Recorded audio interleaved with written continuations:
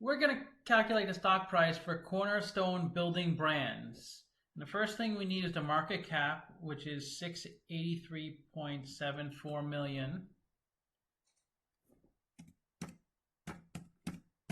Pretty small company. And then we need the price of the stock is 542.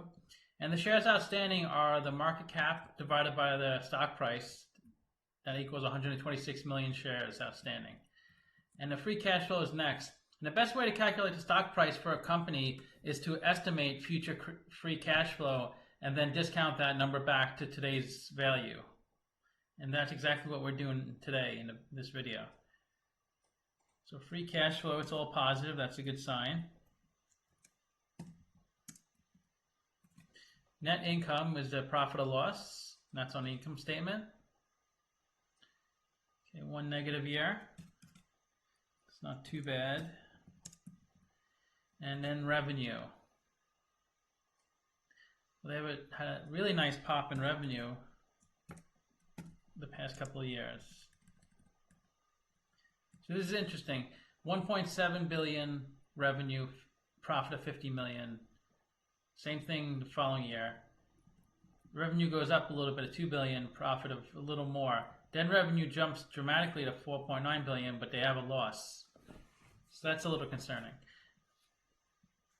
It's something to look into, but we need a capital structure of this company, and so we can figure out the discount rate to apply to the future cash flows. So the interest expense is 230 million. This is the interest they pay on their debt. And now the debt will be in the balance sheet. The current debt is 25 million. And then the long-term debt is 3.2 billion.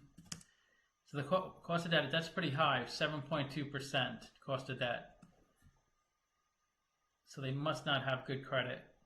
Now let's find their effective tax rate, because debt payments get a tax deduction. So this year there was a loss, so we can't really figure out the effective tax rate of a loss. But let's do the year prior. They had $83 million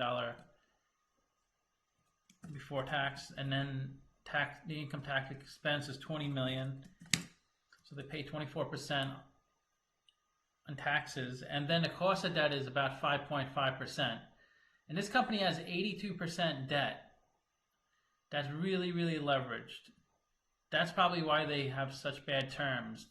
They probably have a high beta also. Let's see what the beta is. It's on the higher side, not as high as I thought, 2.13. Anything over 2 is considered volatile. That means it moves more than twice as much as the market. And as you can see, equity is 19% and debt is 5.5%. So equity is more expensive than debt because it sits lower in the capital structure of a company. In the event of a default, debt holders are paid before equity holders. And now the WACC is 7.81%, and this is a blend of cost of equity and cost of debt. And that's the discount rate we have to apply to the cash flows. So we calculated the future free cash flows for 4 years.